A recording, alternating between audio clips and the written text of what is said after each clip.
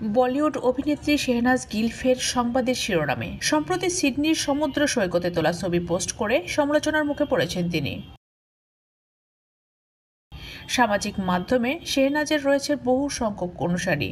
তাদেরকে চমকে দিতে ভিন্ন অবতারে নিজেকে ধরা দিয়েছিলেন শেহনাজ।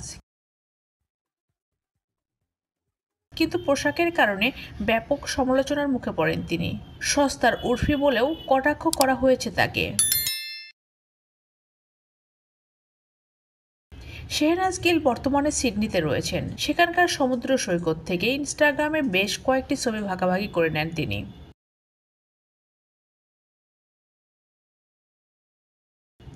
ছবিতে সুইমস্যুটের সঙ্গে শর্টস পরা অবস্থায় দেখা গেছে শেহনাজকে।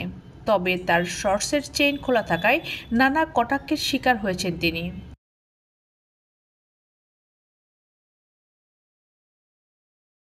একজন লিখেছেন, এমন অপ্রস্তুত পোশাকে কি বোঝাতে চাইলেন শেহনাজ। আর একজন মন্তব্য করেন, খবরের শিরোনামে কিভাবে থাকতে হয় সেটা শেহনাজ ভালোই জানেন। পাঞ্জাবের এই মেয়ে সালমান খানের হাত ধরে বলিউডে পা রাখেন কিসি কি ভাই কিসি কা জান ছবির মাধ্যমে।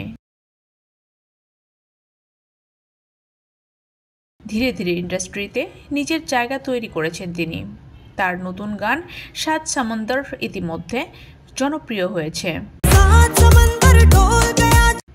এছাড়াও রাজকুমার রাও এর ছবির আইটেম গান ভিকি বিদ্যা কাহওয়ালা ভিডিওতেও অভিনয় করেছেন তিনি।